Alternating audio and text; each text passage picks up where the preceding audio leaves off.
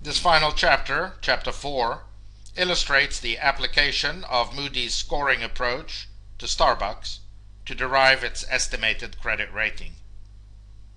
Our choice of restaurant is based partly on the relative simplicity of its financial statements and capital structure, and partly on its enormous brand recognition and street visibility, which should mean that its business model and history are relatively familiar to many listeners.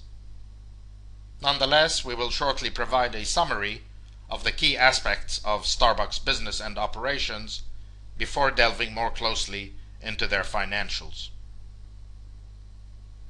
Throughout this chapter, we base our calculations on the company's annual report for 2010 on Form 10-K, a link to which is provided in the course outline as mentioned before. We note in passing that the company's fiscal year ends in September, so the data available in this Form 10-K is normally dated as of October 3rd, 2010.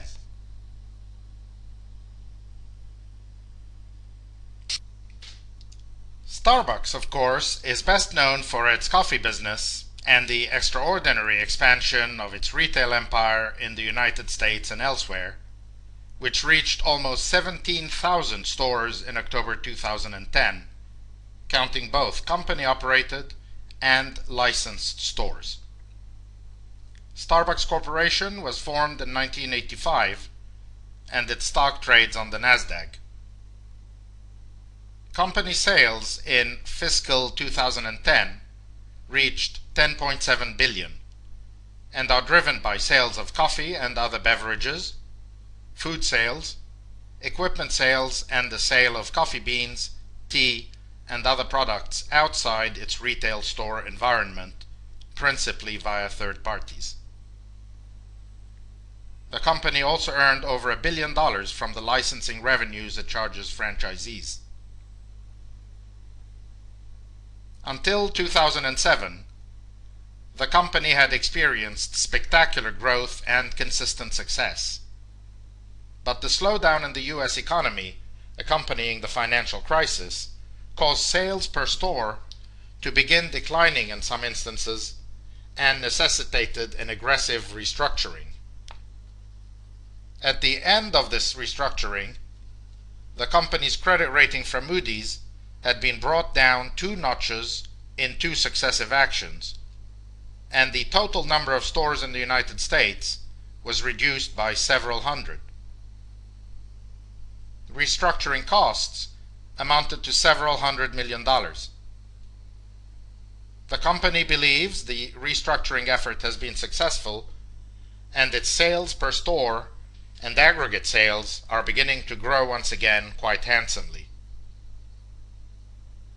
With this brief introduction out of the way, we now provide the relevant financial and other data, extracted principally from the company's 10-K, that we will use in applying the Moody's methodology to determine the likely credit rating of the company.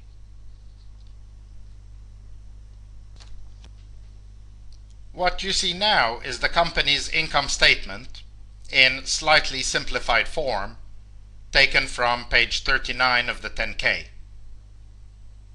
You will note the $10.7 billion in net revenues for the fiscal year, the $510.4 million of depreciation and amortization expenses, the $32.7 million of interest expense, the $488.7 million in income tax paid, and the $950 million or so in net earnings after tax. We will use each of these figures very shortly. We turn next to the consolidated statement of cash flows on page 41 of the 10-K, which is unfortunately too large to reproduce here in a legible manner. We learned that for the year ended October 3rd, 2010, the company's net cash provided by operating activities was $1.7 billion, that cash dividends paid amounted to $171 million, and that the company repurchased common shares in that year worth another $285.6 million.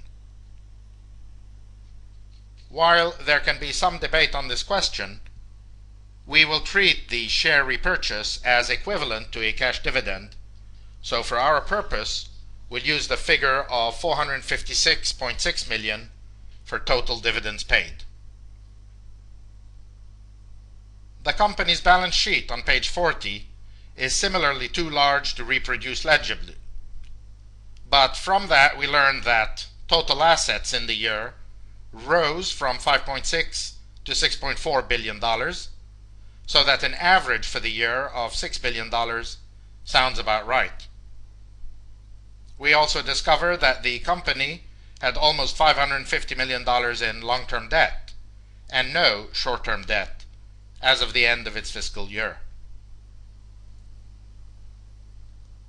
Note on page 57 reveals that amortization expense for certain intangibles came to just $1.2 million for the year, and that it is projected to remain around $1 million annually going forward.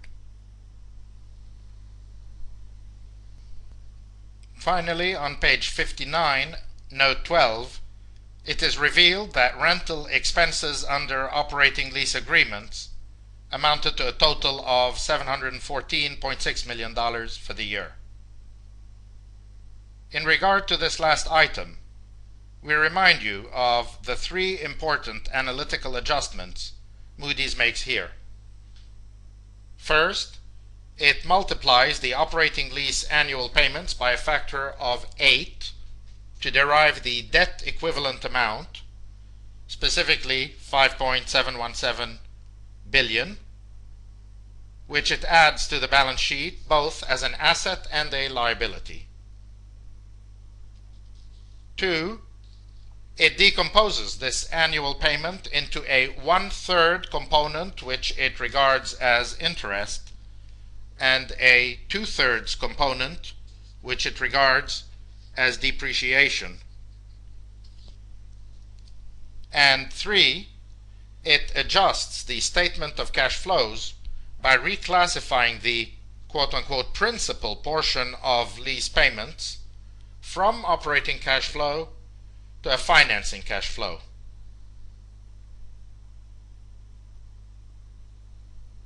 The consequences of these adjustments are as follows. The $550 million of on-balance sheet debt is increased by the $5.7 billion figure to become $6.267 billion of lease-adjusted debt.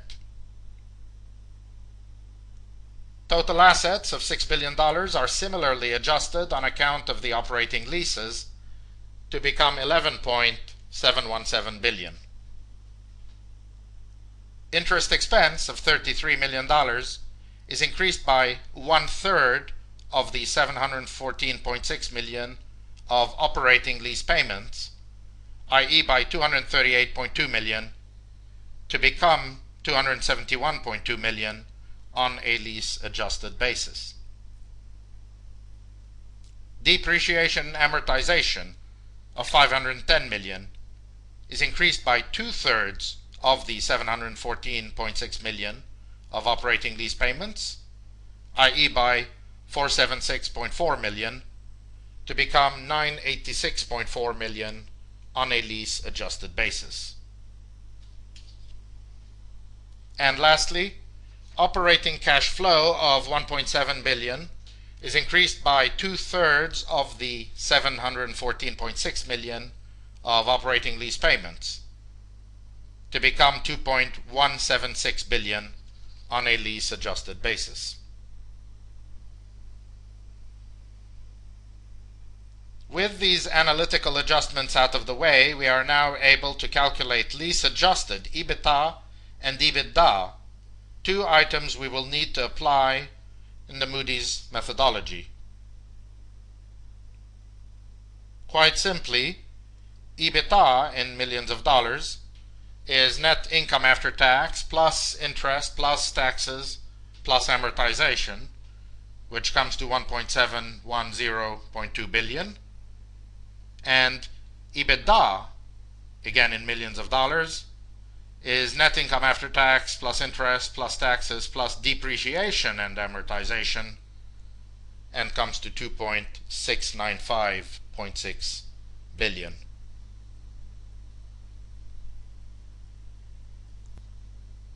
We are ready to apply the Moody's methodology and begin with the 7 factors that are strictly quantitative. Total revenues are 10.7 billion, which earns the company a rating of single A for this subfactor, as you can see from this Moody's table. Number of system-wide units is around 17,000, which again earns the company a single A rating for this subfactor.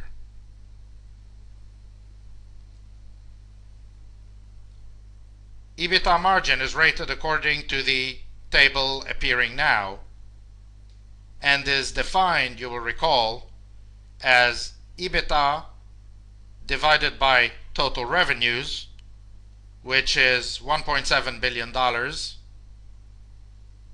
divided by 10.7 billion, i.e. 16% approximately. This earns a rating of BA for this subfactor. Return on asset is rated according to the table below and is defined as net profit after tax divided by average assets, but of course adjusted for the operating leases.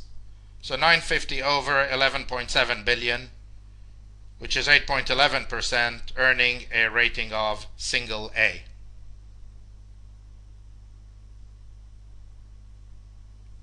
Retained cash flow over debt is rated according to the table appearing now and is defined as net cash flow from operations adjusted upward by the principal portion of operating lease payments, as explained previously, less dividends, including share buybacks, you will recall, divided by adjusted debt. This comes to 27.52%, earning a rating of BAA.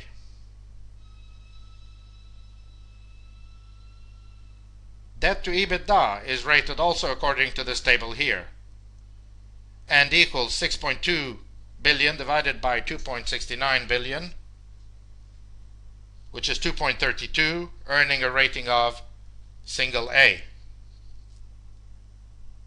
And finally, EBITDA over interest is rated according to this table once again and equals 6.31 times, earning a rating of single A.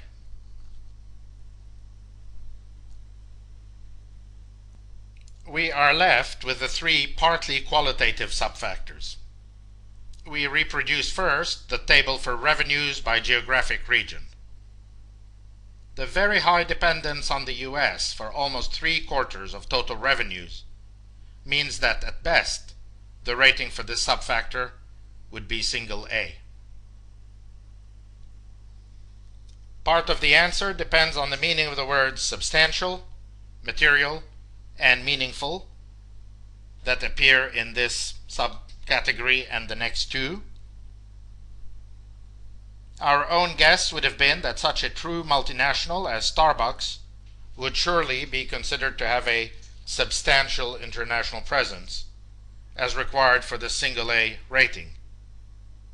But it turns out that Moody's considers the international presence to be only material, not substantial, so awards the company only a BAA rating for this subfactor. We reproduce next the table for brand quality, which is again quite subjective in content. Our own view would have been that the extraordinary brand that is Starbucks, along with the elimination of its recent problems at some US stores and its steady annual increase in sales per store, would have comfortably earned it a single A rating for this subfactor, and possibly even a double A. But again, Moody's takes a more skeptical view and awards the company only a BA rating here, presumably on the basis that the recent experience of the last 2 to 3 years is exactly what is meant by, quote, traffic patterns are more volatile and can migrate into negative territory for periods of time. Finally, we reproduce the table for financial policy and do not venture to express an opinion given just how subjective are some of the words used in this table. It turns out that Moody's awards the company a Baa rating for this subfactor, so appears to think that the recent introduction of a dividend payout and the approval of the share buyback are negative factors, but somewhat offset by the availability of a bank credit facility and the evident commitment of the company to the maintenance of a solid credit rating.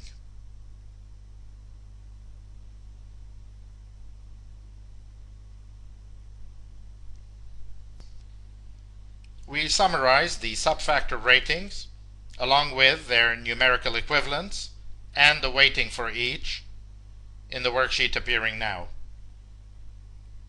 We have calculated on this worksheet a final weighted average score of 7.58, as you can see in the cell K21.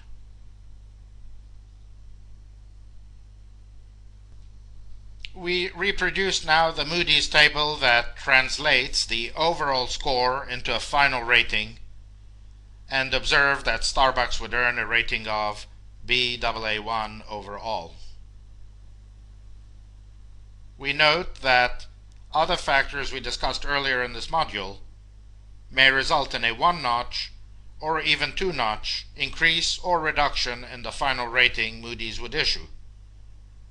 Indeed, this is exactly the case here, since the final rating awarded by Moody's, reflecting the grid criteria but also the unquantifiable factors described earlier in this module, is in fact Baa3 rather than Baa1. Moody's explains in Appendix B of the Moody's 1 document that it is particularly concerned by the company's pending arbitration with Kraft Foods, which resulted from the company's termination a little while ago of a joint venture previously in place.